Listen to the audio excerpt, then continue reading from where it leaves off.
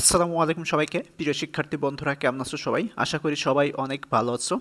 আজকে আমরা অর্থনীতিবিদদের জন্য পরিসংখ্যান ১ বিষয়ে প্রথম ক্লাস শুরু করতে যাচ্ছি। অনার্স প্রথম বর্ষ, জাতীয় বিশ্ববিদ্যালয়। লেকচার 1, অর্থনীতিবিদদের জন্য পরিসংখ্যান ১, অনার্স প্রথম বর্ষ, জাতীয় বিশ্ববিদ্যালয়। 2024-2025 সেশনের নতুন সিলেবাসের আলোকে আমরা ধারাবাহিকভাবে প্রথম থেকে শেষ পর্যন্ত ক্লাসগুলো করব। তো আজকের আমরা আলোচনা করব অধ্যায় 2 থেকে। আজকে আমরা প্রথম ক্লাসে আলোচনা করব অধ্যায় 2 থেকে তথ্য সংগ্রহ ও উপস্থাপন। তথ্য সংগ্রহ ও উপস্থাপন অধ্যায় 2 থেকে আমরা আলোচনা করব। অনেকের মনে প্রশ্ন আসতে পারে যে অধ্যায় 1 রেখে আমরা অধ্যায় 2 থেকে কেন শুরু করতে যাচ্ছি। একটু বলি, আমাদের পরিসংখ্যান বিষয়ে মোট 7টি অধ্যায়। তো প্রথম যে অধ্যায়টা রয়েছে সেটি হচ্ছে পরিসংখ্যান পরিচিতি। তো ওখানে সম্পূর্ণ থিওরিক্যাল একটা বিষয়, আর আমাদের অধ্যায় 2 থেকে মূলত অঙ্ক শুরু, আর এই জন্যই আমরা অধ্যায় 2 থেকে শুরু করছি। তো আজকে আমরা অধ্যায় 2 থেকে শুরু করব। তো আজকে প্রথম ক্লাসের আমাদের টপিক থাকবে যে গণসংখ্যা নিবেশন তৈরির বিভিন্ন ধাপ। গণসংখ্যা নিবেশন তৈরির বিভিন্ন ধাপ আমরা প্র্যাকটিক্যালি অঙ্ক করার আগে কিছু নিয়মকানুন দেখে নেব, যে নিয়মকানুনগুলো আমাদের এই পরিসংখ্যান বিষয়ের মধ্যে কোনো না কোনোভাবে চলে আসবে। প্রত্যেকটা অঙ্কে কোনো না কোনোভাবে চলে আসবে, কোনো হচ্ছে প্রত্যেকটা অঙ্কে। আর এই কারণে আজকের ক্লাস আমরা শুধুমাত্র বেসিক্স যে নিয়মকানুনগুলো আছে, যে ফর্মুলাগুলো আছে, যেগুলো আমাদের জানতেই হবে, আর সেই নিয়মকানুনগুলো নিয়ে আমরা হচ্ছে আলোচনা করব। প্রথমেই বলে রাখি, হ্যাঁ, ইতোমধ্যে যারা আমাদের প্রাইভেট কোর্সে যুক্ত হয়ে গেছো, হ্যাঁ, এবং যুক্ত হবে পরবর্তীতেও, তো তাদের কিন্তু আমি এই যে পিডিএফ লেকচার শিটটা এখানে দেখতে পাচ্ছ, সে কম্পিউটার মাধ্যমে যে স্লাইডটা দেখতে পাচ্ছ, এটারই পিডিএফ আকারে তোমাদের হোয়াটসঅ্যাপে আমি কিন্তু অলরেডি দিয়ে দিয়েছি। যার ফলে এখন আমি যখন ক্লাস স্টার্ট করব, তখন ক্লাস থামিয়ে থামিয়ে তোমাদের কি করতে হবে, ক্লাস থামিয়ে থামিয়ে নোট করার কোনো প্রয়োজন পড়বে না। হ্যাঁ, ক্লাস থামিয়ে নোট করার কোনো প্রয়োজন পড়বে না। একটানা ক্লাসগুলো দেখতে থাকবে। পরবর্তী টাইমে তোমরা যে পিডিএফটা দিয়ে দেবো ওইটা চাইলে ফটোকপি করে নিতে পারবে। ফটোকপি থেকে বই আকারে তোমরা একটা বের করে নিতে পারবে নিজের থেকে। তখন কি হবে, ক্লাস থামিয়ে ক্লাসগুলো হচ্ছে নোটগুলো করা লাগবে না, যার ফলে তুমি সময়ও বেঁচে যাবে এবং একটা ধারাবাহিকতা বজায় থাকবে। আর আমরা মূলত পরিসংখ্যান বিষয়ে বেশি ক্লাস নিব না, মাত্র 25টা ক্লাসের মাধ্যমে আমরা পরিসংখ্যান বিষয় শেষ করার চেষ্টা করব ইনশাল্লাহ। তো অনেকের প্রশ্ন থাকতে পারে যে মাত্র 25টা ক্লাসে কিভাবে পরিসংখ্যান শেষ করা সম্ভব। হ্যাঁ, সম্ভব, কেননা আমি তো বিগত 6-7 বছর ধরে করে আসছি। মাত্র 18 থেকে 20টা ক্লাস লাগে, তো সেখানে আমরা অতিরিক্ত আরও 5টা-7টা ক্লাস আমরা এখানে অ্যাড করে নিলাম, যে 5-7টা ক্লাস আমাদের অতিরিক্ত নিব। ক্লাসগুলো বেশি বড় করব না, সর্বোচ্চ 1 ঘন্টার মধ্যে রাখার চেষ্টা করব। 40 থেকে 45 মিনিট 50 মিনিটের মধ্যেই শেষ করার চেষ্টা করব। 1 ঘন্টা কোনো ক্লাস দেখা যাচ্ছে 1 ঘন্টার একটু বেশি হয়েও যেতে পারে, ওইটা টপিকের উপর নির্ভর করবে। হ্যাঁ, আবার কোনো ক্লাস দেখা যাচ্ছে 40 মিনিট 35 মিনিটও শেষ হয়। তো এই কারণে আমরা মাত্র 25টা ক্লাসের মাধ্যমে অর্থনীতিবিদদের জন্য পরিসংখ্যান বিষয়ে পূর্ণাঙ্গ সিলেবাস শেষ করার মিশন নিয়ে আমরা হাজির হয়েছি। তো আমাদের ক্লাসগুলো কন্টিনিউ চলতে থাকবে। তো মনোযোগ সহকারে প্রথমে ক্লাসগুলো করতে হবে।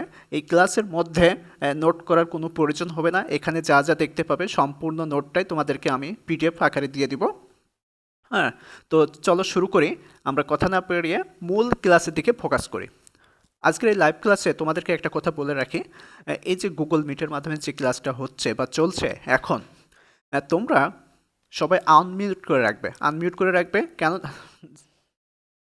সরি, তোমরা সবাই হচ্ছে মিউট করে রাখবে, কেননা মিউট করে না রাখলে কথার কারণে অনেক ঝামেলা হয় তোমাদের জন্য। কমেন্ট সেকশনটা ওটা কিন্তু আমি হচ্ছে অল টাইম ওপেন করে রেখেছি। কোনো সমস্যা হলে তোমরা কমেন্টে সবসময় কমেন্ট করতে থাকো, আমি আরেকটা ডিভাইসের মাধ্যমে কমেন্ট সেকশনে তোমাদের কথা, তোমাদের প্রশ্ন, তোমাদের সমস্যা এগুলো আমি দেখছি।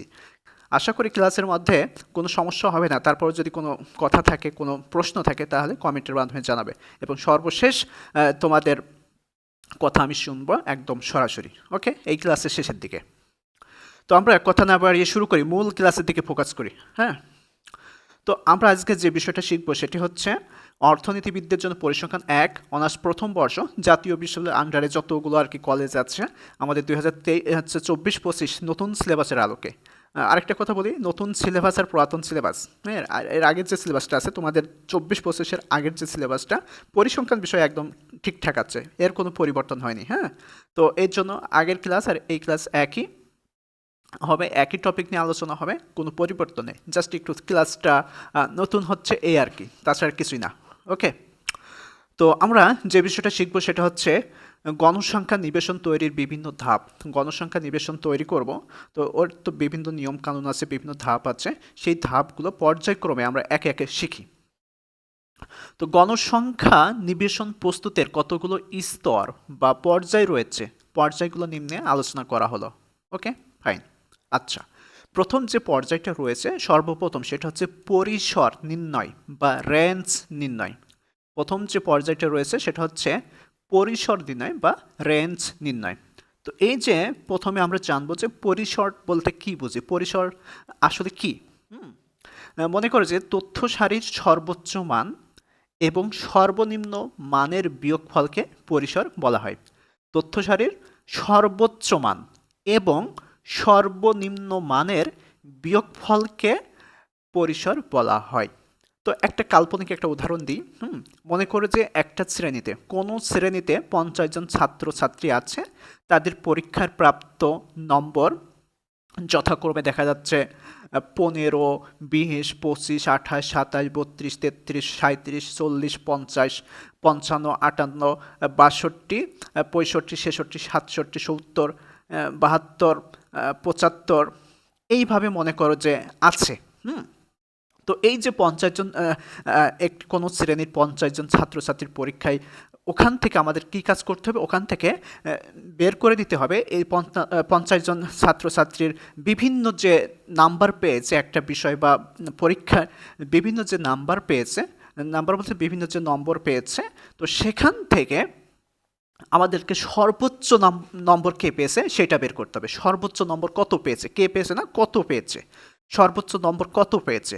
তো আমরা ইতিমধ্যে জেনে গেছি যে মনে করি যে একটা কাল্পনিক মান নিয়েছি, সেখানে হচ্ছে সর্বোচ্চ মান আমরা হচ্ছে 75 দেখতে পাচ্ছি। হ্যাঁ, কাল্পনিক মানে ওইটা কিন্তু আমরা পরবর্তীতে আমরা প্র্যাকটিক্যালি যখন প্রয়োগ করবো তখন কিন্তু দেখাবো প্র্যাকটিক্যালি যে সর্বোচ্চ পরিসর কীভাবে নিচ্ছি আমরা। এখানে তারপরও কাল্পনিক একটা উদাহরণ, কিন্তু বাস্তবসম্মত উদাহরণ। তো কোনো শ্রেণীর 50 জন ছাত্রের পরীক্ষায় প্রাপ্ত সর্বোচ্চ নম্বর এখানে 75 আমরা দেখতে পাচ্ছি। হ্যাঁ, এবং সর্বনিম্ন নাম্বার কত থেকে শুরু হয়েছিল, 15। সর্বনিম্ন নাম্বার ওখান থেকে আমরা বের করব 15। এখানে 80 হতে পারে, 85 হতে পারে সর্বোচ্চ মান, আবার সর্বনিম্ন মান 12 হতে পারে, 11 হতে পারে, 10 হতে পারে। ওখানে আমাদেরকে বের করে নিতে হবে আসলে এখানে 50 জন বা 25 জন বা 40 জন বা 60 জন বা 20 জন ছাত্রছাত্রীর ওখানে যে নাম্বারটা দেওয়া আছে, ওই নাম্বারের মধ্যে সব থেকে বেশি নাম্বার কোনটা সেটা বের করা এবং সব থেকে কম নাম্বার কোনটা সেটা বের করা, করে ওই দুইটার বিয়োগফল করতে হবে, সর্বোচ্চ মান মাইনাস সর্বনিম্ন মান। এটা হচ্ছে পরিসরের সূত্র। পরিসর ইকুয়াল সর্বোচ্চ মান মাইনাস সর্বনিম্ন মান। তাহলে সর্বোচ্চ মান যদি 75 হয় আর সর্বনিম্ন মান যদি 15 হয়, তাহলে এর বিয়োগফল হবে 60, আর এই 60ই হচ্ছে আমাদের পরিসর। ওকে, ফাইন। আশা করি পরিসর বিষয়টা আমরা বুঝতে পারছি। কোনো সমস্যা আশা করি নেই। তারপরে তোমরা কমেন্ট করতে থাকো, আমি ওইটার উত্তর দেওয়ার চেষ্টা করবো। হ্যাঁ, ওকে, তাহলে 1 নম্বর ধাপ গেল। পরবর্তী ধাপ আসি 2 নম্বর। 2 নম্বর ধাপ হচ্ছে শ্রেণী ব্যবধান বা ব্যাপ্তি। শ্রেণী ব্যবধান বা ব্যাপ্তি, এটাকে ইংরেজিতে আমরা বলে থাকি ক্লাস ইন্টারভাল। ইংরেজিতে বলে থাকি ক্লাস ইন্টারভাল। শ্রেণী ব্যবধান বা শ্রেণী ব্যাপ্তি, এটাকে আমরা ইংরেজিতে বলে থাকি ক্লাস ইন্টারভাল। তো এখন শ্রেণী ব্যবধান বা ব্যাপ্তি কি, যে কোনো শ্রেণীর সর্বোচ্চ ও সর্বনিম্ন মানের পার্থক্যকে বলা হয় শ্রেণী ব্যবধান। খুব ভালো করে, এটা কিন্তু পরিসর না। এখানে সংজ্ঞা দেখে মনে করতে হবে যে পরিসরের মতন, না, পরিসর না। এখানে বলা হচ্ছে কি, পরিসর তো সর্বোচ্চ মান আর সর্বনিম্ন মানের পার্থক্য, আর এখানে বলা হচ্ছে কোনো শ্রেণীর, মানে একটা টেবিলে অনেকগুলো শ্রেণী থাকবে, তো সেখান থেকে কোনো শ্রেণীর সর্বোচ্চ ও সর্বনিম্ন মানের পার্থক্যকে বলা হয় শ্রেণী ব্যবধান। আশা করি বিষয়টা বুঝতে পারছি। আচ্ছা, তো একটা উদাহরণ দিই, যেমন নিম্নের টেবিলে প্রতি ক্ষেত্রে শ্রেণী ব্যবধান 10 করে আছে। একটু আমরা চেক করে দেখি, হ্যাঁ, যে এই যে প্রথম যে কলামটা আমরা দেখতে পাচ্ছি, এই কলামটা, এখানে শ্রেণী ব্যবধান বা ব্যাপ্তি, এটাকে আমরা সি দ্বারা প্রকাশ করি। হ্যাঁ, এই সি কোথা থেকে আসলে একটু পরেই বলছি। তো আগে দেখি শ্রেণী ব্যবধান বা ব্যাপ্তি বলতে কি বোঝাচ্ছি। এই যে প্রথম শ্রেণীর মনে করি যে 10 থেকে শুরু হয়েছে 20, তাহলে সর্বনিম্ন মান হচ্ছে 10 আর সর্বোচ্চ মান হচ্ছে 20। এর ব্যবধান কত আছে? 20 থেকে 10 বাদ দিলে, যেহেতু এটা আমরা হচ্ছে বহির্ভূত পদ্ধতি করছি, তো সেক্ষেত্রে প্রত্যেকটা শ্রেণীর ব্যবধান হচ্ছে 10 করে আছে। হ্যাঁ, 10 হচ্ছে গণনার মধ্যে থাকবে, তাহলে 10 যদি গণনার মধ্যে থাকে তাহলে 10, 11, 12, 13, 14, 15, 16, 17, 18, 19, 20, তাহলে কত আছে? 10, 10, 11, 12, 13, 14, 15, 16, 17, 18, 19, 20, 20টা গণনার মধ্যে থাকবে না। হ্যাঁ, 19 পর্যন্ত যেতে হবে। তো সেক্ষেত্রে আমরা প্রত্যেকটা শ্রেণীতে একটু খেয়াল করি, 10 করে পাবো। 10 থেকে 20 এর ব্যবধান 10 আছে, 20 থেকে 30 এর ব্যবধান 10 আছে, 30 থেকে 40 এর ব্যবধান 10 আছে, 40 থেকে 50 এর ব্যবধান 10 আছে, 50 থেকে 60 এর ব্যবধান 10 আছে, 60 থেকে 70 এর ব্যবধান 10 আছে, 70 থেকে 80 এর ব্যবধান 10 করে আছে। ওকে, ফাইন। এইবার এই যে শ্রেণী ব্যবধানের এই সিটা কোথা থেকে আসলো আমরা একটু খেয়াল করি। হ্যাঁ, যে এই সিটা কোথা থেকে আসলো। এই যে শ্রেণী ব্যবধান বা ব্যাপ্তি, এখানে ইংরেজিতে লেখা কি? Class interval. এই যে ক্লাসের প্রথম যে তোমার আলফাবেট আছে, তো সেটা কি? সি। আর এই সিটা দ্বারাই আমরা প্রকাশ করে থাকি শ্রেণী ব্যবধান বা ব্যাপ্তি। শর্টকাটে আমরা প্রকাশ করি শ্রেণী ব্যবধান বা ব্যাপ্তি সি দ্বারা। ওকে, আশা করি বুঝতে পারছি। তাহলে শ্রেণী ব্যবধান বা ব্যাপ্তি সম্পর্কে ধারণা পেলাম। এইবার পরবর্তীতে যাই, 3 নাম্বার, শ্রেণীর গণসংখ্যা। শ্রেণীর গণসংখ্যা বা এটাকে আমরা ইংরেজিতে বলে থাকি ফ্রিকোয়েন্সি। শ্রেণীর গণসংখ্যা, যেটাকে আমরা ইংরেজিতে বলে থাকি ফ্রিকোয়েন্সি। শ্রেণীর গণসংখ্যা বলতে কি বোঝায়? শ্রেণীর গণসংখ্যা যে কোনো গণসংখ্যা নিবেশনের একটি শ্রেণীর ভিতর গণসংখ্যার যে মান, তাকে বলা হয় শ্রেণীর গণসংখ্যা। কোনো গণসংখ্যা নিবেশনের একটি শ্রেণীর ভিতর, ওখানে তো অনেকগুলো শ্রেণী আছে, তো প্রত্যেকটা শ্রেণীর আলাদা আলাদা গণসংখ্যার মান আছে। তো আমরা ওইটাই আর কি প্র্যাকটিক্যালি দেখব। আগে সংজ্ঞাটা একটু ভালো করে দেখি, যে কোনো গণসংখ্যা নিবেশনের একটি শ্রেণীর ভিতর গণসংখ্যার যে মান, তাকে বলা হয় শ্রেণীর গণসংখ্যা। যেমন উক্ত টেবিলের প্রথম শ্রেণীর গণসংখ্যা হচ্ছে 5। একটু খেয়াল করি, এখানে দেখো যে অনেকগুলো শ্রেণী আছে, প্রথম শ্রেণী, দ্বিতীয় শ্রেণী, তৃতীয়, চতুর্থ, পঞ্চম, ষষ্ঠ, এইভাবে অনেকগুলো শ্রেণী এখানে দেখতে পাচ্ছি। তো এখানে প্রথম শ্রেণী কোনটা? 10 থেকে 20, এর শ্রেণীর গণসংখ্যা কত? 5। তারপর আছে 20 থেকে 30, এর গণসংখ্যা কত? 10। তারপর 30 থেকে 40, গণসংখ্যা কত? 15। তারপর 40 থেকে 50, এই শ্রেণীর গণসংখ্যা 30। তারপর 50 থেকে 60, এই শ্রেণীর গণসংখ্যা 25। 60 থেকে 70, এই শ্রেণীর গণসংখ্যা 10। 70 থেকে 80, এই শ্রেণীর গণসংখ্যা 5। তো এই হচ্ছে আমাদের শ্রেণীর গণসংখ্যা। আর এই শ্রেণীর গণসংখ্যাকে আমরা এফ দ্বারা প্রকাশ করে থাকি। শ্রেণীর গণসংখ্যাকে আমরা ইংরেজিতে এফ দ্বারা, প্রতীক দ্বারা প্রকাশ করে থাকি। তো এফ কোথা থেকে আসলো একটু খেয়াল করি। শ্রেণীর গণসংখ্যা, এটাকে ইংরেজিতে বলা হয় ফ্রিকোয়েন্সি। এই যে ফ্রিকোয়েন্সির প্রথম যে বর্ণমালা আছে সেটা হচ্ছে এফ। আর এই কারণেই আমরা শ্রেণীর গণসংখ্যাকে এফ দ্বারা প্রকাশ করে থাকি। তাহলে আশা করি বুঝতে পারছি যে শ্রেণীর ক্ষেত্রে আমরা সি দ্বারা প্রকাশ করব, আর গণসংখ্যার ক্ষেত্রে আমরা এফ দ্বারা প্রকাশ করব। হ্যাঁ, আচ্ছা, এইবার পরবর্তী ধাপে আসি। পরবর্তী ধাপ হচ্ছে মোট গণসংখ্যা, টোটাল ফ্রিকোয়েন্সি। মোট গণসংখ্যা, টোটাল ফ্রিকোয়েন্সি। তো মোট গণসংখ্যা বলতে আমরা কি বুঝি? যে কোনো গণসংখ্যা নিবেশনে বিভিন্ন শ্রেণীতে যে পরিমাণ গণসংখ্যা থাকে তার সমষ্টিকে বলা হয় মোট গণসংখ্যা। কোনো গণসংখ্যার নিবেশনে বিভিন্ন শ্রেণীতে যে পরিমাণ গণসংখ্যা থাকে তার সমষ্টিকে বলা হয় মোট গণসংখ্যা।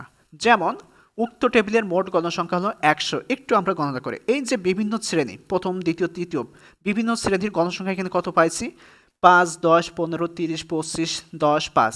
এইগুলোকে যদি আমরা টোটালটা, এইগুলো এই যে এক একটা গণসংখ্যা আমরা দেখতে পাচ্ছি, সবগুলো যোগ করি। যোগ করলে 5, 10, 15, 30, 25, 10, 5, এইগুলো যোগ করলে আমরা পাচ্ছি কত? 100। এইটাই হচ্ছে আমাদের টোটাল গণসংখ্যা, মানে মোট গণসংখ্যা। টোটাল ফ্রিকোয়েন্সি মানে হচ্ছে মোট গণসংখ্যা। আর মোট গণসংখ্যাকে আমরা এন প্রতীক দ্বারা চিহ্নিত করব। মোট গণসংখ্যাকে আমরা এন প্রতীক দ্বারা প্রকাশ করব। মোট গণসংখ্যাকে আমরা এন দ্বারা প্রকাশ করব। সেটা হতে পারে বড় হাতের এন বা হতে পারে ছোট হাতের এন, ক্যাপিটাল লেটার বা হচ্ছে স্মল লেটার, যে কোনো একটা দ্বারা প্রকাশ করব। যাই হোক না কেন সেটা হচ্ছে আমরা মোট গণসংখ্যা বুঝবো। ওকে, আশা করি বুঝতে পারছি মোট গণসংখ্যা। তাহলে আমরা শিখলাম কি, প্রথমে হচ্ছে পরিসর শিখলাম, তারপরে হচ্ছে শ্রেণী ব্যবধান বা ব্যাপ্তি শিখলাম, তারপর হচ্ছে শ্রেণীর গণসংখ্যা শিখলাম, তারপর হচ্ছে মোট গণসংখ্যা শিখলাম। আচ্ছা, পরবর্তী ধাপে আসি। পরবর্তী ধাপ হচ্ছে শ্রেণী সীমা, ক্লাস লিমিট। শ্রেণী সীমা, শ্রেণী ব্যবধান আগে দেখছি, আর এটা হচ্ছে শ্রেণী সীমা, ক্লাস লিমিট। ক্লাস লিমিট, শ্রেণী সীমাকে আমরা ক্লাস লিমিট বলে থাকি ইংরেজিতে। এবার শ্রেণী সীমাটা কি একটু খেয়াল করি, যে গণসংখ্যা নিবেশনে শ্রেণী নির্দেশ করতে যে দুইটি সংখ্যা ব্যবহার করা হয় তাকে বলা হয় শ্রেণী সীমা। হ্যাঁ, যে গণসংখ্যা নিবেশনে শ্রেণী নির্দেশ করতে যে দুইটি সংখ্যা ব্যবহার করা হয় তাকে বলা হয় শ্রেণী সীমা। এই সংখ্যা দুটির মধ্যে যেটির মান কম সেটিকে বলা হয় শ্রেণীর নিম্ন সীমা, এবং যেটির মান বেশি সেটিকে বলা হয় শ্রেণীর ঊর্ধ্বসীমা বা উচ্চ সীমা। তো যেমন টেবিলের প্রথম শ্রেণীতে 10 হলো নিম্ন সীমা এবং 20 হলো ঊর্ধ্বসীমা বা উচ্চ সীমা।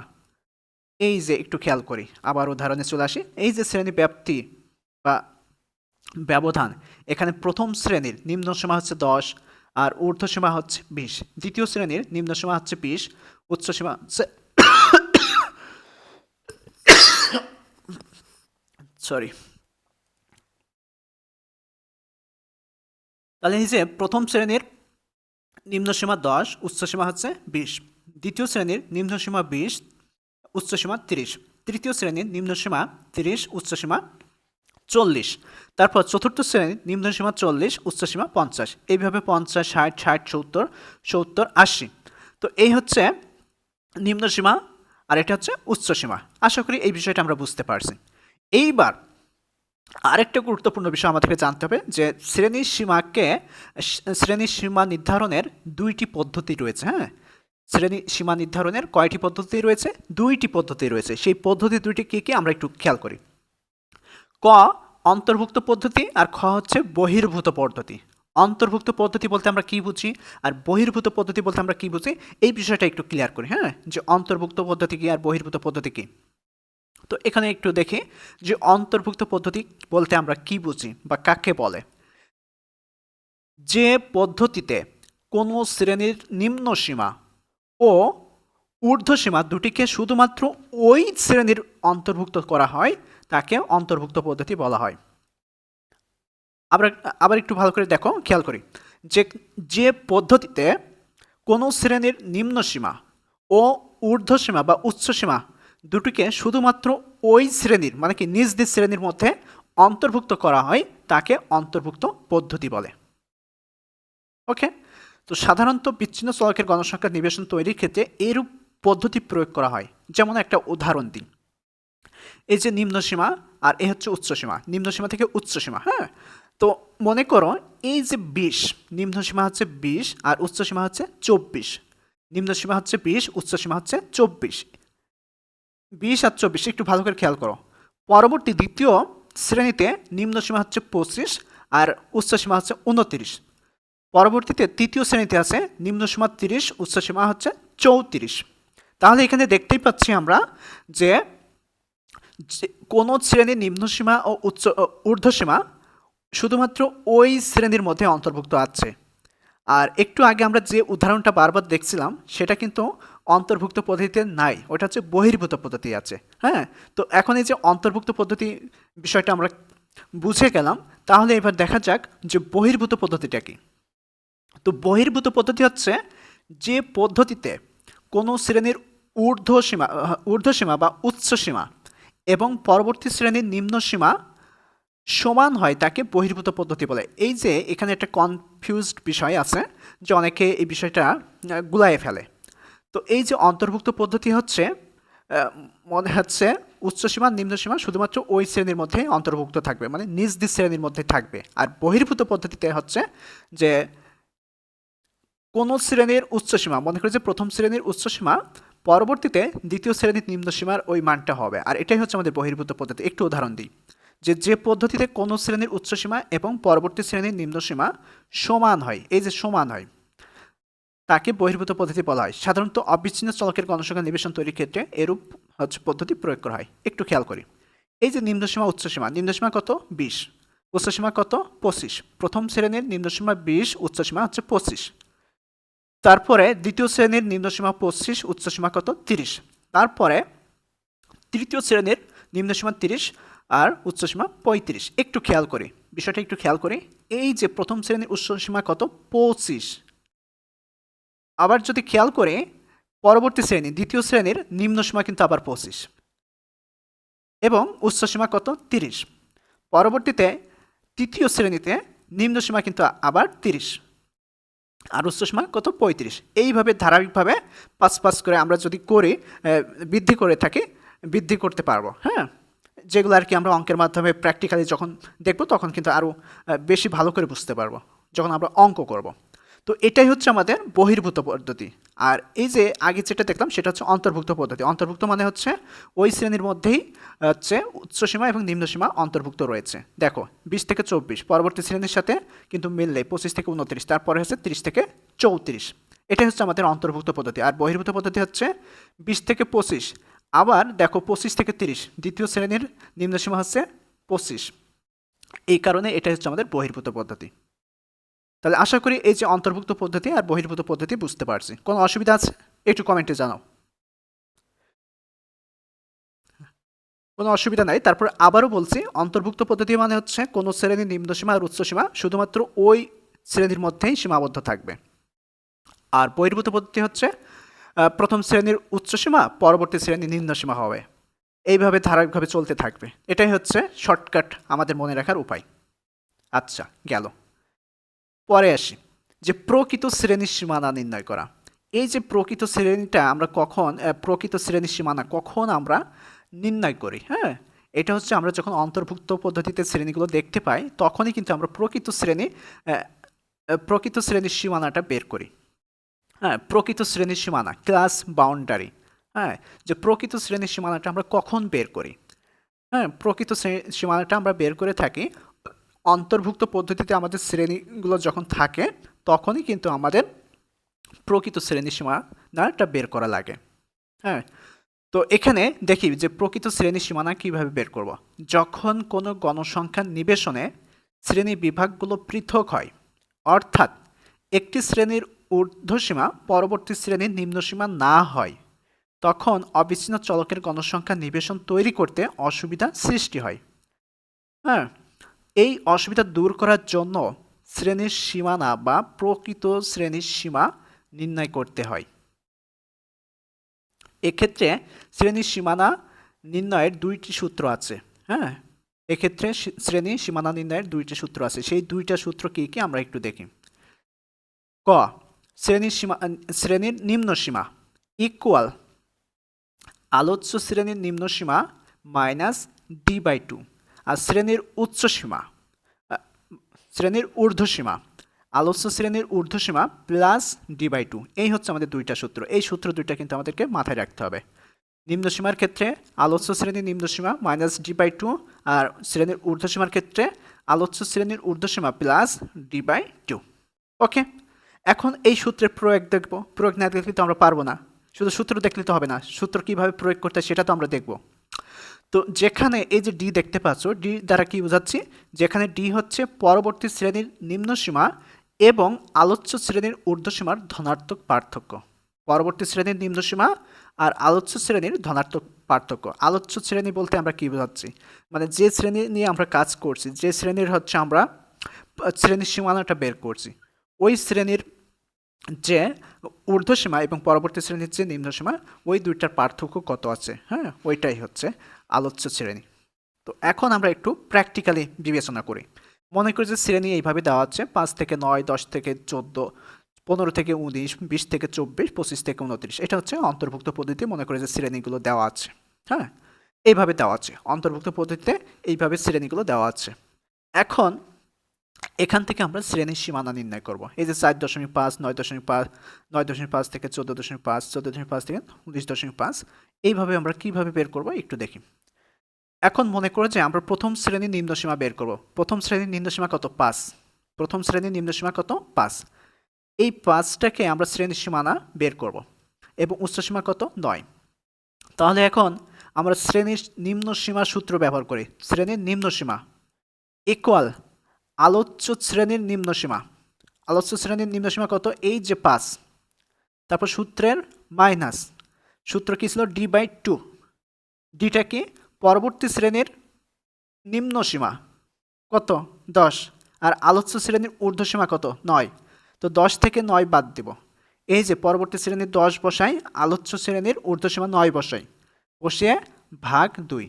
এখন এটাকে ক্যালকুলেশন করি। 5 5-এর জায়গায় থাকলো, মাইনাস সূত্রে থাকলো, 10 থেকে 9 বাদ দিলে কত থাকে? 1 থাকে। 1কে যদি আমরা 2 দ্বারা ভাগ করি 0.5 পাবো।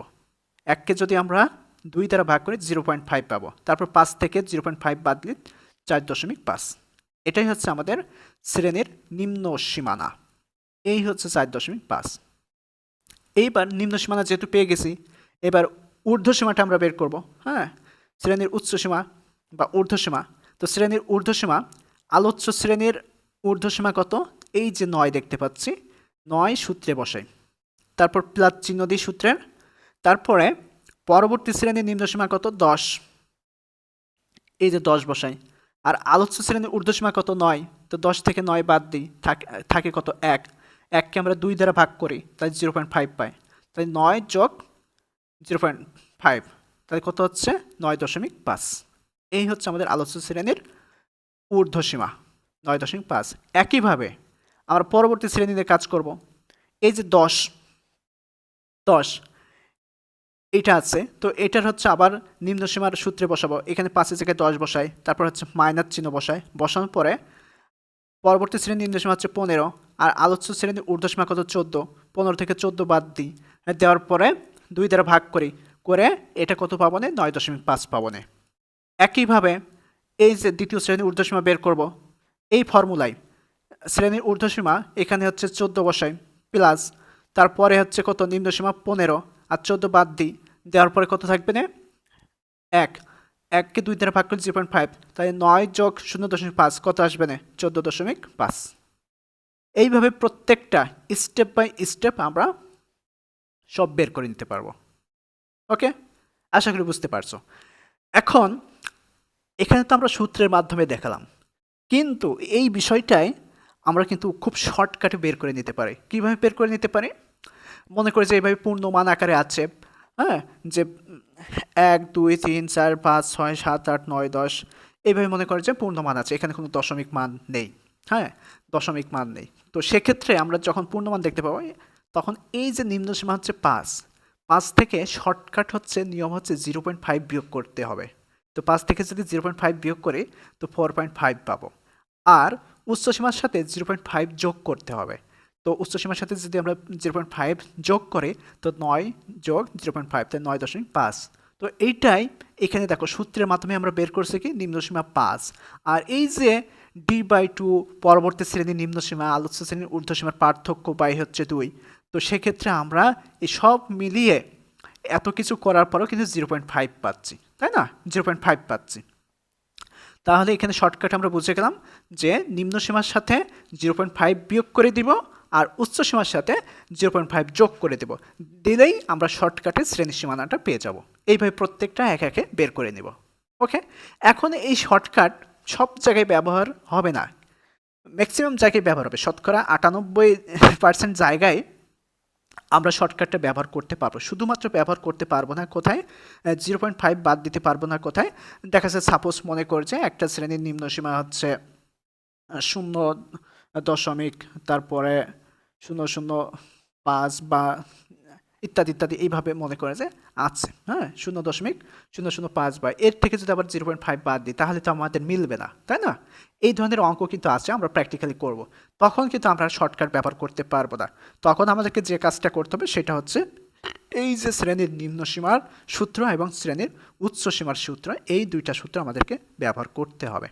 তবে অঙ্কের চেহারা দেখলে আমরা বুঝতে পারবো যে কোনটা শর্টকাটে বের করবো আর কোনটা শর্টকাটে বের হবে না, ওইটাকে আমরা ফর্মুলা অনুযায়ী সূত্রে প্রয়োগ করব। এটা কি ক্লিয়ার? একটু জানাও। তাহলে কিন্তু আমরা হচ্ছে শ্রেণীর সীমানা পেয়ে গেলাম। হ্যাঁ, প্রকৃত শ্রেণীর সীমানা পেয়ে গেলাম, ক্লাস বাউন্ডারি পেয়ে গেলাম। ওকে, এইবার পরবর্তী ধাপে আসি শ্রেণীর মধ্যবিন্দু। হ্যাঁ, শ্রেণীর মধ্যবিন্দু। শ্রেণীর মধ্যবিন্দু হচ্ছে mid value of the class. Mid value of the class. এই যে শ্রেণীর মধ্যবিন্দু, এটা আমরা কিভাবে বের করব?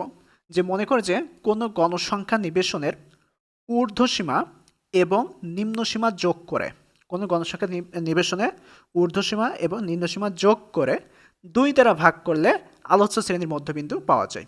কয় দ্বারা ভাগ করতে হবে? 2 দ্বারা। শ্রেণীর নিম্নসীমা বা প্লাস ঊর্ধ্বসীমা যোগ করার পরে 2 দ্বারা ভাগ করতে হবে, করলে আমরা হচ্ছে শ্রেণীর মধ্যবিন্দু পেয়ে যাব। অর্থাৎ শ্রেণীর মধ্যবিন্দু ইকুয়াল শ্রেণীর ঊর্ধ্বসীমা প্লাস শ্রেণীর নিম্নসীমা বাই হচ্ছে 2। সাপোজ মনে করে যে শ্রেণীর ঊর্ধ্বসীমা কত? একটা উদাহরণ দিই, যে কোনো গণসংখ্যা নিবেশনের একটি শ্রেণীর ঊর্ধ্বসীমা মনে করে যে 20 এবং নিম্নসীমা মনে করে যে 10। তাহলে শ্রেণীর মধ্যবিন্দু হবে 10 যোগ 20 ভাগ 2 সমান সমান 15। এই 15 হচ্ছে মধ্যবিন্দু। এইভাবে প্রত্যেকটা শ্রেণীর আমরা মধ্যবিন্দু বের করতে পারবো এই সূত্র ব্যবহার করে, যে উচ্চসীমা যোগ নিম্নসীমা ভাগ 2 করে আমরা হচ্ছে মধ্যবিন্দু পেয়ে যাব। প্রত্যেকটা শ্রেণীর এইভাবে মধ্যবিন্দু বের করে নেব। এখন আরেকটা কথা, এই যে শ্রেণীর মধ্যবিন্দু mid value of the class, এই যে মধ্যবিন্দু এর কিন্তু একটা প্রতীক আছে। যেমন আমরা হচ্ছে শ্রেণীর ক্ষেত্রে সি দেখলাম, গণসংখ্যার ক্ষেত্রে এফ দেখলাম, তাই না?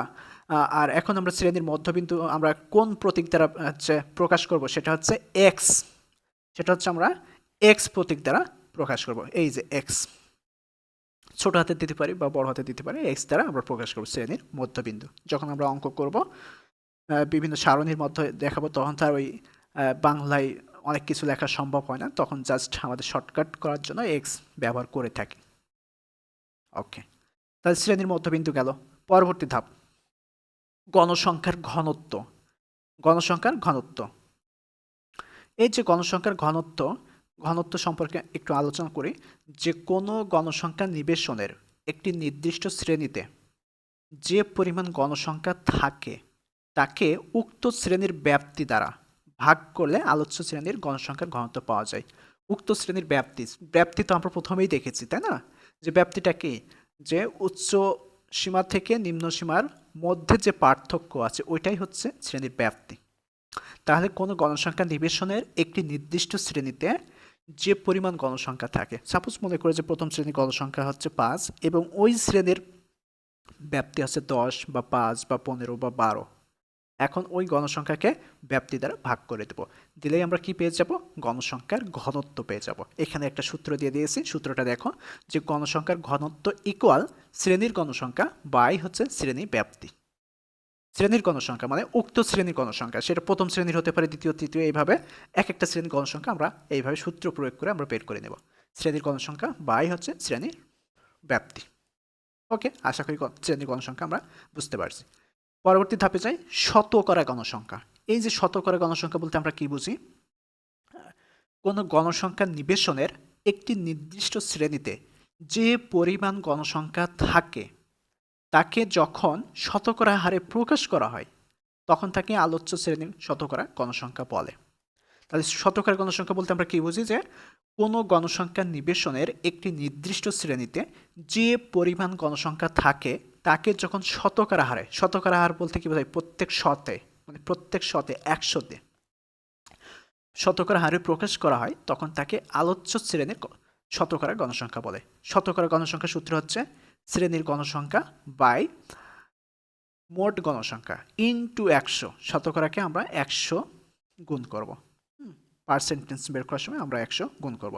শতকরা গণসংখ্যা শ্রেণীর গণসংখ্যা বাই হচ্ছে মোট গণসংখ্যা গুণ 100। এই হচ্ছে শতকরা গণসংখ্যা। পরবর্তী ধাপে আসি, আরেকটা খুবই গুরুত্বপূর্ণ একটা ধাপ, সেটা হচ্ছে ক্রমযোজিত গণসংখ্যা। ইংরেজি থেকে এটাকে বলা হয় cumulative frequency. Cumulative frequency, C U, Q M U, মু LATIV, লেটিভ ফ্রিকোয়েন্সি। ক্রমযোজিত গণসংখ্যা কিউমুলেটিভ ফ্রিকোয়েন্সি প্রতিটি শ্রেণীর গণসংখ্যাকে পর্যায়ক্রমিকভাবে, কিভাবে? প্রতিটি শ্রেণীর গণসংখ্যাকে পর্যায়ক্রমিকভাবে, এখানে একটা হাইলাইট করি, যোগ করলে যোগ করলে ক্রমযোজিত গণসংখ্যা পাওয়া যায়। তাহলে ক্রমযোজিত গণসংখ্যা আমরা কিভাবে পাবো? হচ্ছে প্রতিটি শ্রেণীর গণসংখ্যাকে পর্যায়ক্রমিকভাবে যোগ করলে ক্রমযোজিত গণসংখ্যা পাওয়া যায়। ক্রমযোজিত গণসংখ্যা মানের ঊর্ধ্বক্রমে কিংবা মানের নিম্নক্রমে হতে পারে। ক্রমযোজিত গণসংখ্যা দুইভাবে হতে পারে, একটা হচ্ছে মানের ঊর্ধ্বক্রমে আর একটা হচ্ছে মানের নিম্নক্রমে। তো এখন এটাকে আমরা প্র্যাকটিক্যালি দেখি, একটা উদাহরণের মাধ্যমে দেখি ক্রমযোজিত গণসংখ্যা। আরেকটা কথা বলে রাখি, ক্রমযোজিত গণসংখ্যা সাধারণত আমরা এফসি বা সিএফ, এফসি এই যে একটু দেখি, এফসি অর সিএফ এই প্রতীক আকারে আমরা হচ্ছে প্রকাশ করতে পারি। এফসি দ্বারা হচ্ছে ক্রমযোজিত গণসংখ্যা বোঝাবো, আবার সিএফ দ্বারাও ক্রমযোজিত গণসংখ্যা বোঝাবো। Okay fine. এবার আমরা একটু প্র্যাকটিক্যালি দেখি। মনে করো একটা শ্রেণী, এই যে শ্রেণী 5 থেকে 10, 10 থেকে 15, 15 থেকে 20, 20 থেকে 25, 25 থেকে 30। আর এখানে গণসংখ্যা দেওয়া আছে 3, 2, 1, 4, 2 এইভাবে গণসংখ্যা দেওয়া আছে। আর আমরা সংখ্যার মধ্যে থেকে আসলাম কি, প্রতিটি শ্রেণীর গণসংখ্যাকে পর্যায়ক্রমিকভাবে যোগ করলে ক্রমযোজিত গণসংখ্যা পাওয়া যায়। তো এখন ক্রমযোজিত গণসংখ্যাকে আমরা মানের ঊর্ধ্বক্রমে একবার সাজাবো, আবার ক্রমযোজিত গণসংখ্যাকে আমরা মানের নিম্নক্রমে আরেকবার সাজাবো। তো মানের ঊর্ধ্বক্রমে আমরা প্রথমে সাজাই। প্রথম শ্রেণীর গণসংখ্যা কত? 3। হ্যাঁ, ক্রমযোজিত গণসংখ্যার ক্ষেত্রে প্রথম শ্রেণীর যে গণসংখ্যা থাকবে সেইটা প্রথমে থেকেই যাবে। এই যে 3 বসাই দিলাম। আচ্ছা, এখানে 0 + 3 এইভাবে করলেও যেটা হবে, সরাসরি একবারও বসিয়ে দিলেও সেটাই হবে। তো 0 + 3 কিভাবে দিলাম? যেহেতু আমাদের গণসংখ্যার প্রথম শ্রেণীর মান হচ্ছে 3, এর আগে কিছু নেই, তার মানে মনে করি যে একটা শূন্য আছে।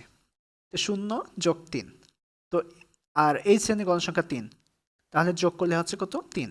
এই যে 3 পেলাম, এই 3-এর সাথে পরবর্তী শ্রেণীর গণসংখ্যা কত? 2। 3 আর 2 যোগ করলে কত পাচ্ছি? 3 + 2 5। যেহেতু আমরা ধারাবাহিকভাবে যোগ করব, পর্যায়ক্রমিকভাবে যোগ করব 5। এবার 5-এর সাথে পরবর্তী শ্রেণীর গণসংখ্যা 1, তাহলে 5 + 1 কত পাচ্ছি? 6। এই 6-এর সাথে পরবর্তী শ্রেণীর গণসংখ্যা 4, 6 + 4 কত পাচ্ছি? 10। এবার 10-এর সাথে পরবর্তী শ্রেণীর গণসংখ্যা 2, তো 10 + 2 সমান হচ্ছে 12। তো এইভাবে মানের ঊর্ধ্বক্রমে আমরা ক্রমযোজিত গণসংখ্যাটা বের করে নেব। এখন এত কিছু আমরা না লিখলেও পারবো। হ্যাঁ, এই যে মাঝে আমরা যে যোগ চিহ্ন দিয়েছি 5 + 1, 6 + 4, এটা তোমাদের বোঝানোর জন্য দিয়েছি। এখন একটা না, একভাবে তোমরা করে নিতে পারবা। সেটা কিভাবে? প্রথমে আছে 3, 3 থাকলো মুখে মুখে, তারপর 3 + 2 কত হলো? 5, 5 + 1 কত হলো? 6, 6 + 4 কত হলো? 10, তারপর 10 + 2 কত হলো? 12। এইভাবে মুখে মুখে করে দিতে পারবা, এত যোগ টোগ করার দরকার নেই। আচ্ছা, এইবার ক্রমযোজিত গণসংখ্যা মানের নিম্নক্রমে কিভাবে সাজাবো? এই যে মানের নিম্নক্রমে সাজাতে গেলে আমরা কিন্তু এদিক সেদিক করে ফেলি। তো এখানে নির্ভুল এবং খুব সহজে কিভাবে বের করা যায় সেটা আমি একটু শিখাই। হ্যাঁ, যে মানের নিম্নক্রমে যখন আমরা সাজাবো, তখন আমরা এই যে উপরের থেকে নিচের দিকে আসবো না, তখন আমরা কি করব? এই নিচের থেকে কি উপরের দিকে যাব, নিচের থেকে উপরের দিকে যাব। নিচের থেকে উপরের দিকে যাব। তো নিচের থেকে উপর দিকে যেতে হলে আমাদেরকে গণসংখ্যার একদম শেষ শ্রেণীর গণসংখ্যা কত? 2। তো এর পরে আর কিছু নেই, তার মানে 0, 0 + 2 কত হয়? 2 হয়। এই 2-এর সাথে শেষ শ্রেণীর গণসংখ্যার আগের শ্রেণী কত? 4। 2 আর 4 যোগ করলে কত পাচ্ছি? 2 আর 4 6। এই 6-এর সাথে এর আগের শ্রেণীর গণসংখ্যা কত? 1। তো 6-এর সাথে 1 যোগ করলে কত পাচ্ছি? 7। এই 7-এর সাথে আগের শ্রেণীর গণসংখ্যা 2, 7 আর 2 কত? 9। এই যে 9 বসালাম। এই 9-এর সাথে আবার এই 3 যোগ করলে 9 আর 3 12। তাহলে একবার আমরা মানের ঊর্ধ্বক্রমে সাজালাম, আর একবার আমরা হচ্ছে মানের নিম্নক্রমে সাজালাম। Okay fine. তো এইভাবে যদি আমরা করি, তো সেক্ষেত্রে আমরা খুব সহজেই করতে পারবো, আমাদের এর মধ্যে কোনো ভুল হবে না। তো এইভাবে আমরা করার চেষ্টা করব ক্রমযোজিত গণসংখ্যা। তো এখানে ক্রমযোজিত গণসংখ্যা আমরা বের করে দেখলাম। এইবার পরবর্তী ধাপে আসি, আপেক্ষিক গণসংখ্যা। আপেক্ষিক গণসংখ্যা, এই আপেক্ষিক গণসংখ্যাটা কি? আপেক্ষিক গণসংখ্যা হচ্ছে যে কোনো গণসংখ্যা নিবেশনের একটি নির্দিষ্ট শ্রেণীতে যে পরিমাণ গণসংখ্যা থাকে তাকে ওই নিবেশনের মোট গণসংখ্যা দ্বারা ভাগ করলে আলোচ্য শ্রেণীর আপেক্ষিক গণসংখ্যা পাওয়া যায়। তাহলে একটু খেয়াল করি যে আগে দেখছিলাম কি আগে দেখছিলাম এই যে গণসংখ্যার ঘনত্ব, শতকরা গণসংখ্যা। এখন আমরা দেখছি কি আপেক্ষিক গণসংখ্যা। তো আপেক্ষিক গণসংখ্যা হচ্ছে যে কোনো গণসংখ্যা নিবেশনের একটি নির্দিষ্ট শ্রেণীতে যে পরিমাণ গণসংখ্যা থাকে তাকে ওই নিবেশনের মোট গণসংখ্যা দ্বারা ভাগ করলে আলোচ্য শ্রেণীর আপেক্ষিক গণসংখ্যা পাওয়া যায়। ওকে, তাহলে সূত্র দেখি একটা। আপেক্ষিক গণসংখ্যার সূত্র হচ্ছে শ্রেণীর গণসংখ্যা এবং ওই মোট গণসংখ্যা দ্বারা ভাগ করলে যে মানটা পাবো সেটাই হচ্ছে আমাদের আপেক্ষিক গণসংখ্যা। তো একটা উদাহরণ দিই। মনে করো যে এখানে হচ্ছে শ্রেণীর গণসংখ্যা 3, আর এইগুলো যদি আমরা টোটাল যোগ করি তাহলে মোট গণসংখ্যা পাচ্ছি কত, 12। এখন ওই 3কে যদি 12 দ্বারা ভাগ করা হয় যেই মানটা পাবো ওইটাই হচ্ছে আমাদের আপেক্ষিক গণসংখ্যা। আশা করি ক্লিয়ার। আচ্ছা, পরবর্তী আর একটা গুরুত্বপূর্ণ ধাপ, সেটা হচ্ছে ট্যালি চিহ্ন। ট্যালি চিহ্ন, হ্যাঁ, ট্যালি চিহ্ন একটা গুরুত্বপূর্ণ একটা ধাপ। ট্যালি চিহ্ন কলাম বা গণসংখ্যা নির্ধারণ করতে হবে। কলাম বা গণসংখ্যা নির্ধারণের ক্ষেত্রে আমরা সাধারণত ট্যালি চিহ্ন ব্যবহার করে থাকি। আমাদের বিভিন্ন মান দেওয়া আছে, ওখান থেকে আমরা প্রথমে ট্যালি চিহ্নের মাধ্যমে দেখাবো, তারপরে ওইটাকে গণসংখ্যা নির্ধারণের জন্য সংখ্যা আকারে প্রকাশ করব। শ্রেণীর পরে আমাদের যে কাজটা সেটা হচ্ছে ট্যালি চিহ্ন দ্বারা প্রকাশ করা গণসংখ্যা, তারপরে হচ্ছে সংখ্যা আকারে গণসংখ্যা প্রকাশ করা। তো ট্যালি চিহ্নের ক্ষেত্রে এককে আমরা কিভাবে লিখতে পারি? এক,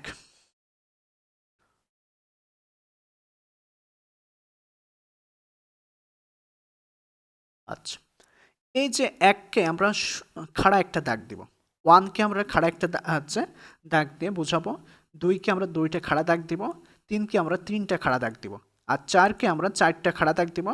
চলে আসছে এখান থেকে, ওকে, চারকে আমরা চারটা খাড়া দাগ দিলাম। দেওয়ার পরে 5 লেখার সময় আমরা যে কাজটা করব, একটু ছোট হয়ে আছে, 5 লেখার সময় আমরা যে কাজটা করব সেটা একটু দেখি। 5 লেখার সময় এই যে চারটা খাড়া দাগ দিব, হ্যাঁ, দেওয়ার পরে এখানে এই যে আছে চারটা খাড়া দাগ দিব, দেওয়ার পরে 5 নম্বর যখন আমরা তথ্যমান এখানে উপস্থাপন করব তখন হচ্ছে 4-এর পরে এই যে উপর থেকে নিচের দিকে, মানে কি বাম থেকে ডান দিকে আড়াআড়ি একটা দাগ দিব, বাম থেকে ডান দিকে আড়াআড়ি একটা দাগ দিব। তাহলে এই হচ্ছে 4 আর এই হচ্ছে 5, এক কথায় 8ই বেঁধে দেব। হ্যাঁ, যখন আমরা ক্লাস 8-এ পড়তাম তখন স্যার বলতো, একটু মজা করেই বলতো যে 4টা আমরা খাড়া দাগ দিব, দেওয়ার পরে ওই 4টা খুঁটিকে আমরা কি করব, 8ই বেঁধে দেবো। 8ই বেঁধে দিলেই আমরা হচ্ছে 5 নম্বর মানটা পেয়ে যাব। তো হ্যাঁ, তো এই যে 1 2 3 4, তাহলে এই যে 4টা দিলাম, দেওয়ার পরে বাম থেকে ডান থেকে নিম্নগামী একটা খাড়া হচ্ছে আরেকটা আড়াআড়ি দাগ দিব, দিলে এই যে 5। 5-এর পরে যখন আমরা 6 লিখব, তো 6 লেখার সময় আমরা যে কাজটা করব সেটা হচ্ছে 6 লেখার সময় আমরা যে কাজটা করব, এই যে 5 তো লিখছি কিভাবে, 4টা খাড়া দাগ একটা আড়াআড়ি দাগ 5, তারপর 5টা হয়ে গেছে, তারপরে আরেকটা হচ্ছে আমরা কি করব, খাড়া দাগ দেব, তাহলে এই হচ্ছে 6। 7 লেখার সময় একই কাজ করব, 5 লিখব প্রথমে, তারপরে 6 7 দুইটা খাড়া দাগ দেব, তারপর 8 লেখার সময় 5 লিখব, 5 লেখার পরে 3টা খাড়া দাগ দেব, তারপর 9 লেখার সময় হচ্ছে কি করব, 9 লেখার সময় আমরা প্রথমে 5 লিখব, তারপর হচ্ছে চারটে খাড়া দাগ দেব, 9। 9-এর পরে আমাদের যে কাজটা হবে 10। 10 হচ্ছে এক্স, কয়টা, 5, 4টে খাড়া দাগ একটা আড়াআড়ি দাগ, আবার 4টে খাড়া দাগ একটা আড়াআড়ি দাগ, এইভাবে আমরা 1 থেকে 10 পর্যন্ত লিখব। হ্যাঁ, সাধারণত ট্যালি চিহ্ন আমরা যখন প্রকাশ করব তখন হচ্ছে 5 5 করে গণনা করে থাকি, 5-এর অধিক না। হ্যাঁ, একসাথে 5 5 করে, একসাথে 5টার বেশি নিতে পারবো না, এটা একটু মাথায় রাখবে। ওকে, তো আশা করি ট্যালি চিহ্ন আমরা বুঝতে পারছি। এইবার আরেকটা বিষয় নিয়ে আমি আলোচনা করব। এই বিষয়টা দিয়ে সবারই একটা দ্বিধান্বিত অবস্থায় থেকে যায়, হ্যাঁ, যে কখন পূর্ণমান করব, কখন করব না, কিভাবে করব, কিভাবে করব না, এই বিষয়টি আমরা একটু দেখাবো। সেটা হচ্ছে তথ্যের পূর্ণমানকরণ। তথ্যের পূর্ণমানকরণ, হ্যাঁ, একটু ভালো করে খেয়াল করি যে পরিসংখ্যান পদ্ধতিতে সংগৃহীত তথ্যসমূহ অনেক সময় দশমিক মান সম্পন্ন হয়ে থাকে।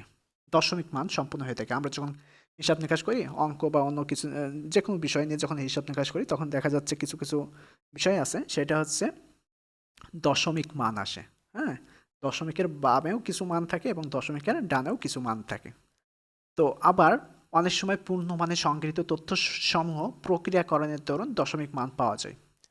এইরূপ পরিস্থিতিতে দশমিক মানগুলোকে পূর্ণমানে কিংবা শতকতম ঘর পর্যন্ত পূর্ণমানে বা কিংবা শতকতম ঘর পর্যন্ত যৌক্তিক মানে প্রকাশ করাকে বলা হয় তথ্যের পূর্ণমানকরণ। তাহলে তথ্যের পূর্ণমানকরণ কি আমরা সেটা বুঝতে পারলাম। এখন একটা উদাহরণের মাধ্যমে দেখি। হ্যাঁ, সাপোজ মনে করো যে আমরা একটা হিসাব নিকাশ করছি, করার পরে সেই হিসাব নিকাশের ফলাফল আসছে 1.000001, অর্থাৎ দশমিকের বামে হচ্ছে 1 আর দশমিকের পরে প্রথমে 4টা শূন্য, তারপর হচ্ছে 1।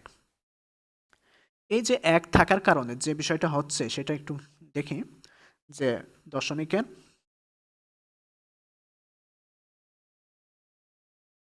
ওকে, এই যে 1.00001, এর কারণে আমাদের যেভাবে হিসাব করতে হবে সেটা একটু দেখি। এর পূর্ণমান আমরা 1 লিখতে পারি। হ্যাঁ, এই যে 1.00001, এটাকে আমরা পূর্ণমান 1, শুধু 1 লিখতে পারি। তো কিভাবে লিখি একটু খেয়াল করি।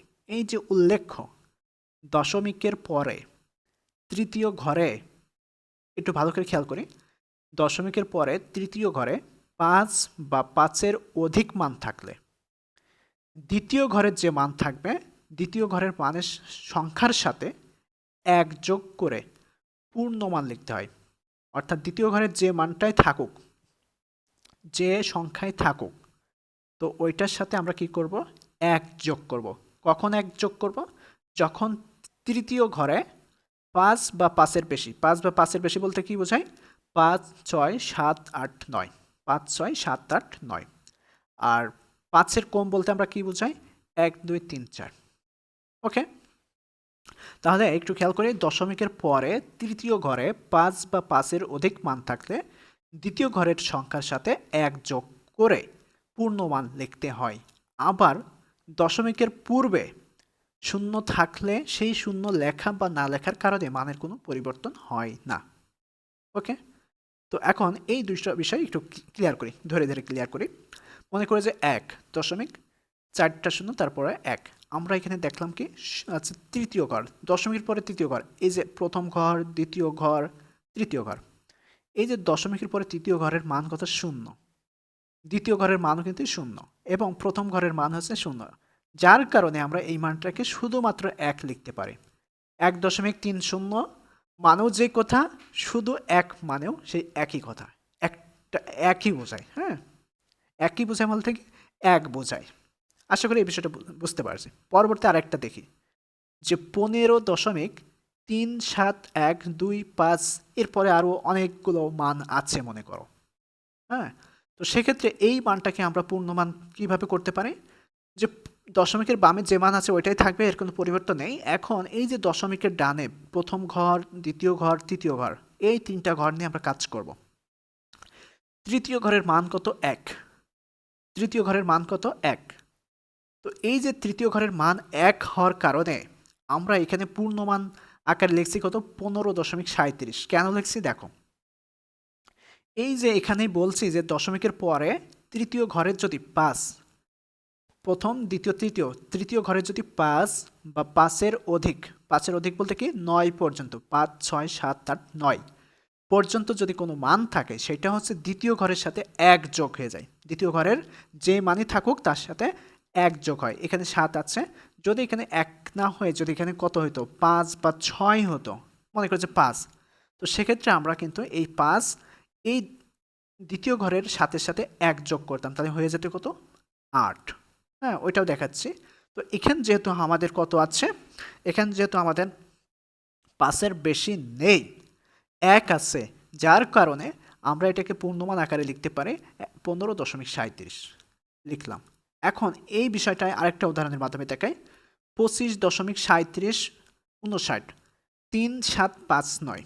এখন এই মানটাকে আমরা পূর্ণমান আকারে কিভাবে লিখতে পারি, যে 25.375, এই যে তৃতীয় ঘরে কত আছে? 5। তৃতীয় ঘরে কত আছে? 5। আর দ্বিতীয় ঘরে কত আছে? 7।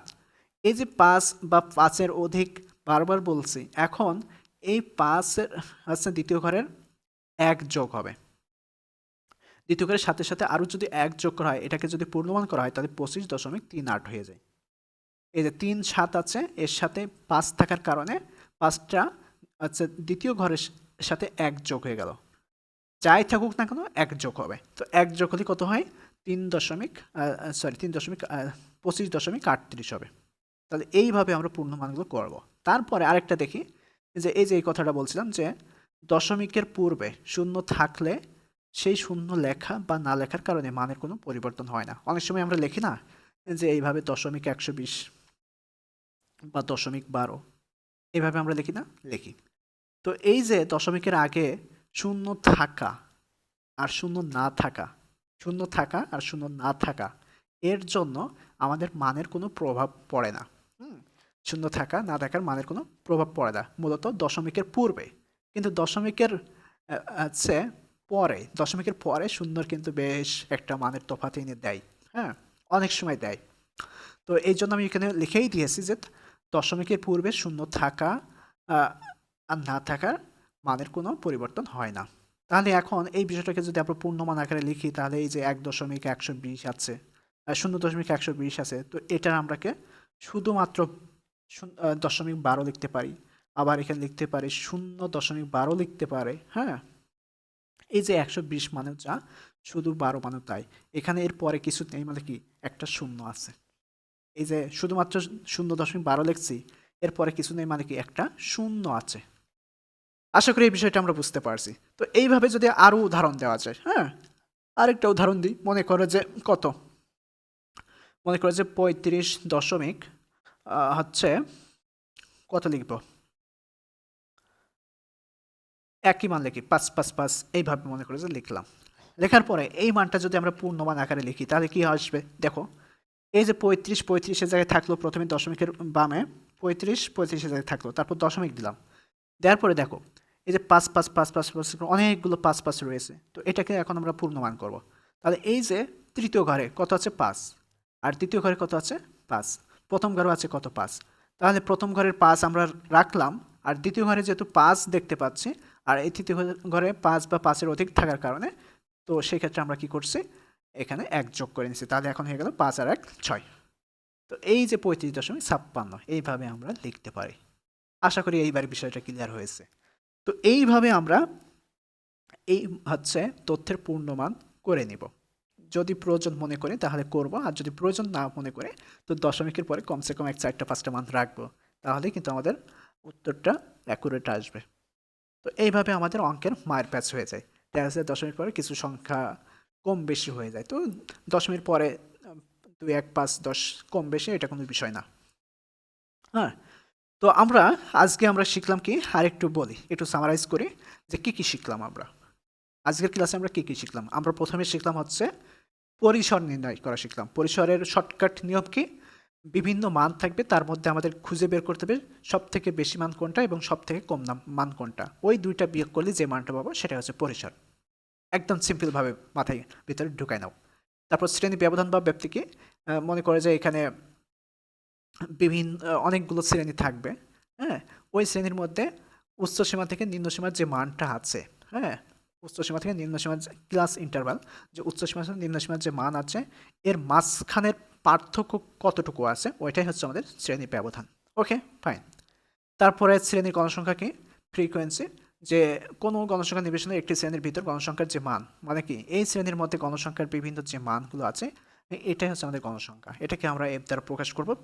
হ্যাঁ, আর শ্রেণী ব্যাপ্তি বা শ্রেণী ব্যবধানকে আমরা সি দ্বারা প্রকাশ করব, বা শুধু শ্রেণীকেও আমরা হচ্ছে সি দ্বারা প্রকাশ করব। ওকে, তারপর মোট গণসংখ্যা কি, ওই যে প্রত্যেকটা শ্রেণীর যে আলাদা আলাদা গণসংখ্যা আছে ওই গণসংখ্যাকে আমরা কি করব, যোগ করব। যোগফল যেটা আসবে ওটাই আছে আমাদের মোট গণসংখ্যা। তারপর শ্রেণী সীমা কি, ক্লাস লিমিট কি, যে গণসংখ্যা নির্বাচনের শ্রেণী নির্দেশ করতে যে দুটি সংখ্যা ব্যবহার করা হয় তাকে বলা হয় ওই শ্রেণীর শ্রেণীর সীমা। একটা নিম্ন সীমা, একটা হচ্ছে উচ্চ সীমা। আবার এই শ্রেণী সীমাকে আমরা দুই ভাগে ভাগ করতে পারি, একটা হচ্ছে অন্তর্ভুক্ত পদ্ধতি আর একটা হচ্ছে বহির্ভূত পদ্ধতি। অন্তর্ভুক্ত পদ্ধতিকে যে পদ্ধতিতে কোনো শ্রেণীর নিম্ন সীমা ও উচ্চ সীমা শুধুমাত্র ওই শ্রেণীর মধ্যেই সীমাবদ্ধ থাকবে, সেটাই হচ্ছে আমাদের অন্তর্ভুক্ত পদ্ধতি। যেমন 20 থেকে 24, 25 থেকে 29। হ্যাঁ, এটাই হচ্ছে আমাদের অন্তর্ভুক্ত পদ্ধতি। আর বহির্ভূত পদ্ধতিকে যে পদ্ধতিতে কোনো শ্রেণীর উচ্চসীমা এবং পরবর্তী শ্রেণীর নিম্নসীমা হয় সেটাই হচ্ছে আমাদের বহির্ভূত পদ্ধতি। মানে প্রথম শ্রেণীর উচ্চসীমা পরবর্তী শ্রেণীর নিম্নসীমা যদি এক হয়, একই মান হয়, সেটাই হচ্ছে আমাদের বহির্ভূত পদ্ধতি। তাহলে আমাদের অন্তর্ভুক্ত পদ্ধতি গেল, বহির্ভূত পদ্ধতি গেল। পরবর্তী ধাপ হচ্ছে প্রকৃত শ্রেণী সীমানা বের করা। প্রকৃত শ্রেণী সীমানা আমরা কখন বের করে থাকি? যখন আমাদের অন্তর্ভুক্ত পদ্ধতির শ্রেণীগুলো গঠন হয়ে থাকে, ওই সময়টা আমাদের হিসাব নিকাশ মানে কি শ্রেণী ব্যাপ্তি বা শ্রেণী সংখ্যা কয়টা, এটা অ্যাকুরেট হিসাব করার জন্য আমাদেরকে যে বিষয়টা করতে হয় সেটা হচ্ছে প্রকৃত শ্রেণী সীমানাটা বের করে নিতে হয়। আর এক কথায় যখনই আমাদের অন্তর্ভুক্ত পদ্ধতির শ্রেণীটা দেখতে পাবো, তখনই কিন্তু আমাদের প্রকৃত শ্রেণীটা বের করে নেওয়ার চেষ্টা করব। হ্যাঁ, মানে প্রকৃত শ্রেণী সীমানাটা আমরা হচ্ছে বের করে নিব। তাহলে প্রকৃত শ্রেণী হচ্ছে সীমানা বের করার দুইটা সূত্র আছে, একটা হচ্ছে নিম্ন সীমা, একটা হচ্ছে উচ্চ সীমা। এই যে দুইটা সূত্র আমরা অ্যাপ্লাই করব। হ্যাঁ, করার পরে এখানে শর্টকাটও বলে দিয়েছে। শর্টকাটটা কি? নিম্ন সীমার যে মান তার সাথে 0.5 বিয়োগ করলে আমরা পেয়ে যাব শ্রেণীর সীমানা, নিম্ন সীমা। আর উচ্চ সীমার সাথে 0.5 যোগ করলে আমরা হচ্ছে প্রকৃত শ্রেণীর সীমানা পেয়ে যাব উচ্চ সীমার। ওকে, ফাইন। এবার পরবর্তীতে আমরা কি শিখলাম? যে শ্রেণীর মধ্যবিন্দু। শ্রেণীর মধ্যবিন্দু হচ্ছে কি? মনে করো যে প্রথম শ্রেণী বা দ্বিতীয় শ্রেণী কোনো শ্রেণীর নিম্নসীমা আর উচ্চসীমার যোগফল ভাগ 2। মানে কোনো শ্রেণীর, মানে প্রত্যেকটা শ্রেণী, এক একটা শ্রেণীর প্রত্যেকটা শ্রেণীর যখন আমরা মধ্যবিন্দুগুলো বের করব, তখন হচ্ছে ওই শ্রেণীর উচ্চসীমা আর নিম্নসীমা যোগ করব, করে 2 দ্বারা ভাগ করবো, করলে যে মানটা পাবো ওইটাই হচ্ছে আমাদের শ্রেণীর মধ্যবিন্দু। ওকে, ফাইন। তারপর গণসংখ্যার ঘনত্ব। গণসংখ্যার ঘনত্ব আমরা এই যে সূত্র শিখলাম, যে গণসংখ্যার ঘনত্ব সূত্র হচ্ছে শ্রেণীর গণসংখ্যা বাই শ্রেণী ব্যাপ্তি। মানে এখানে বেশ ভালো করে খেয়াল করতে হবে, একটা অঙ্ক যখন করব তখন চতুর্দিকে আমাদেরকে খেয়াল করতে হবে। কিছু কিছু জায়গায় মিচিং করে দেবে, সেই জায়গাটা আমরা যদি ভালো করে খেয়াল না করি তো তখন দেখা যাচ্ছে একটা দুইটা শ্রেণী দেখে আমরা কিন্তু উত্তর করে চলে আসি, যার কারণে উত্তর অনেক সময় ভুল হয়। ওইটা যখন আমরা প্র্যাকটিক্যালি করবো হাতে ধরে ধরে প্রত্যেকটা, তখন কিন্তু আমি দেখাই দেবো যে প্রশ্ন কতভাবে হতে পারে, কী কী মিস্টেক করে দিতে পারে, কী কী ভিতরে মিসিং করে দিতে পারে, সেগুলো আমাদেরকে আইডেন্টিফাই করে ঠিকঠাক মতো বসাতে হবে। তারপর শতকরা গণসংখ্যা হচ্ছে সূত্র কি? শ্রেণী গণসংখ্যা বাই হচ্ছে মোট গণসংখ্যা গুণ হচ্ছে 100। তারপর ক্রমযোজিত গণসংখ্যা। ক্রমযোজিত গণসংখ্যা হচ্ছে প্রতিটি শ্রেণীর গণসংখ্যাকে পর্যায়ক্রমিকভাবে এলোমেলো না, পর্যায়ক্রমিকভাবে যোগ করলে ক্রমযোজিত গণসংখ্যা পাওয়া যায়। ক্রমযোজিত গণসংখ্যার মানের ঊর্ধ্বক্রমে বা নিম্নক্রমে দুইভাবে সাজানো যায়। তো আমাদের অনেক ক্ষেত্রে শুধু একভাবে সাজালে হয়, আবার বেশিরভাগ ক্ষেত্রে আমাদের দুইভাবে সাজাতে হয়। অঙ্কের ক্ষেত্রে যখন আমরা অজীব রেখা অঙ্কন করি তখন কিন্তু আমাদের উচ্চসীমা ঊর্ধ্বক্রমে নিম্নক্রমে দুইভাবে সাজাতে হয়। হ্যাঁ, তারপর আপেক্ষিক গণসংখ্যা সূত্র কি? যে শ্রেণীর গণসংখ্যা বাই হচ্ছে মোট গণসংখ্যা, এটা হচ্ছে আপেক্ষিক গণসংখ্যা। আর ট্যালি বা কলাম, এগুলো তো আমরা দেখলামই। ওয়ানকে আমরা কিভাবে ট্যালি দ্বারা প্রকাশ করতে পারে, একটা খাড়া দাগ। তারপর টুকে আমরা দুইটা খাড়া দাগ, থ্রিকে আমরা তিনটা খাড়া দাগ, তারপর ফোরকে আমরা চারটা খাড়া দাগ, পাঁচকে যখন আমরা লিখবো তখন চারটা খাড়া দাগ এবং একটা দাগ হচ্ছে বাম থেকে ডান দিকে নিম্নগামী একটা আড়াআড়ি দাগ দিয়ে দেবো, এই যেখানে দেখতেই পাচ্ছ। ওকে, ফাইন। তারপর তথ্যের পূর্ণমানকরণ। এই বিষয়টা আশা করি বুঝতে পারছো, অনেকক্ষণ ধরে এই বিষয়টা বোঝালাম যে কি কোন সময়টা আমরা তথ্যের পূর্ণমান করি। যখন দেখা যাচ্ছে দশমিকের পরে অনেকগুলো মান চলে আসছে, হ্যাঁ, তখন তো ওই সবগুলো মান আমরা হচ্ছে খাতায় লিখতে পারবো না। পারবো না। তো যার কারণে আমাদেরকে কি করতে হয়? পূর্ণমান করে নিতে হয়। হ্যাঁ, পূর্ণমান করে নিতে হয়। এই যে তৃতীয় ঘরে যদি 5 বা 5-এর বেশি মান থাকে, 5 বা 5-এর বেশি মানে কি ওই 11-12 না, 5 বা 5-এর বেশি বলতে এই যে অঙ্কগুলো 0 থেকে 9 পর্যন্ত যে অঙ্কগুলো আছে এর মধ্যে থাকতে হবে। তো 5 বা 5-এর বেশি 5, 6, 7, 8, 9 এই পর্যন্ত। আর 5-এর কম মানে হচ্ছে 1, 2, 3, 4। যখন 5 বা 5-এর বেশি থাকবে তখন হচ্ছে দ্বিতীয় ঘরের যে মান থাকবে, দ্বিতীয় ঘরে যদি 2 থাকে ওর সাথে 1 যোগ করলে 3 হয়, যদি 5 থাকে 5-এর সাথে 1 যোগ করলে 6, যদি 8 থাকে 8-এর সাথে 1 যোগ করলে 9 হয়। এইভাবে আমরা যোগ করে দেব, দিয়ে এটা হচ্ছে আমরা পূর্ণমান আকারে করে নেব। ওকে, ফাইন। আচ্ছা, আশা করি সবাই বুঝতে পারছো। আজকে এই পর্যন্তই থাকবে। পরবর্তী ক্লাসে আমরা যে বিষয়টা নিয়ে আলোচনা করবো সেটা হচ্ছে গণসংখ্যা নিবেশন সারণী তৈরি। এতক্ষণ যে নিয়মকানুনগুলো দেখলাম, এই নিয়মকানুনগুলো পরবর্তী ক্লাস থেকে আমরা কি করব? অ্যাপ্লাই করব। আগে নিয়মকানুন, তারপরে হচ্ছে আমরা প্র্যাকটিক্যালি দেখব। এইভাবে ধারাবাহিকভাবে আমরা কি করব? অর্থনীতিবিদদের জন্য পরিসংখ্যান এক বিষয়ে মোট 35টি ক্লাস নেব। 35টি ক্লাসের মাধ্যমে একদম A to Z সব শেষ করে দেবো। ক্লাসগুলো প্রথম থেকে শেষ করার পরে পরিসংখ্যান বিষয় নিয়ে কোনো টেনশন থাকবে না, আশা করি। আর এইভাবে যদি শেষ করি, আমরা এই যে প্রত্যেকটা লাইন ধরে ধরে শেষ করি, তো সেক্ষেত্রে কী হবে? আমাদের শেখাটা স্থায়ী হবে। দেখা যাচ্ছে 5 বছর 10 বছর পরে যেও যদি কোনোভাবে আমাদের এই বিষয়টা সামনে আসে, কেউ যদি করতে দেয়, হ্যাঁ, তখন কিন্তু আমরা খুব সহজে এই বিষয়টা একবার দেখলেই পারবো যে এটা এইভাবে করে আসছে, এটা এইভাবে করে আসছিলাম, এইভাবে না এইভাবে হবে। ওকে, তো এর পরের যে টপিকটা নিয়ে আমরা আলোচনা করব সেটা হচ্ছে গণসংখ্যা নিবেশন সারণী তৈরি। এই যে এখন যে আমরা নিয়ম কানুনগুলো দেখলাম, এই নিয়ম কানুনগুলোই হচ্ছে আমরা প্র্যাকটিক্যাল অঙ্ক দেখব। হ্যাঁ, প্র্যাকটিক্যাল অঙ্ক দেখব এর পরবর্তী ক্লাসে, লেকচার 2তে আমরা প্র্যাকটিক্যাল অঙ্ক দেখব।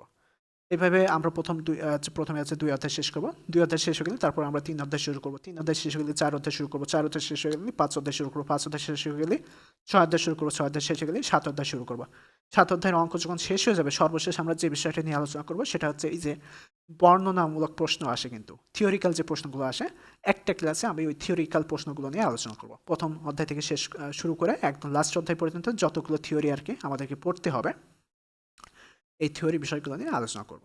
পরে এইভাবে আমরা হচ্ছে মোটামুটি 24-25টা ক্লাসের মাধ্যমে আমরা অর্থনীতিবিদদের জন্য পরিসংখ্যান বিষয় শেষ করব ইনশাআল্লাহ। তো এই যে অল্প সময়ে 25টা ক্লাস আমরা ধরে রাখলাম, 25টা ক্লাসে মনে করো যে 20 থেকে 22 ঘন্টা টাইম আমাদের লাগবে। প্রতিদিন যদি আমরা 2টা করে ক্লাস করি তো সেক্ষেত্রে আমাদের 12 দিনের মধ্যে আশা করি শেষ হয়ে যাবে। প্রতিদিন যদি আমরা 3টা করে করি, 3 8টা 24, হ্যাঁ, 8 দিনের মধ্যে শেষ হয়ে যাবে। তো এই কারণে দেখা যাচ্ছে পরিসংখ্যান বিষয়ে কেউ যদি আমাদের এই কোর্সে পরীক্ষার 5 দিন বা 10 দিন বা 15 দিন 20 দিন আগেও কেউ যদি যুক্ত হয়, তো সেক্ষেত্রে সে যদি চেষ্টা করে যে আমি চেষ্টা করি, শেষ মুহূর্তে এসব চেষ্টা করি, হাল না ছেড়ে দিই, তো আশা করি পরিসংখ্যান বিষয়ে তার কোনো টেনশন থাকবে না। কেন, পরিসংখ্যানের মূল যে বিষয়টা সেটা আছে নিয়ম কানুন আর সূত্রের প্রয়োগ। সূত্রগুলো মাথায় রাখতে হবে, নিয়ে ফর্মুলায় বসে আমাদেরকে ক্যালকুলেটর দিয়ে ক্যালকুলেশন করে দিলে আমাদের পরিসংখ্যান বিষয়ে A to Z কমপ্লিট হয়ে যাচ্ছে। আর কি লাগে? আর কিছু লাগে না।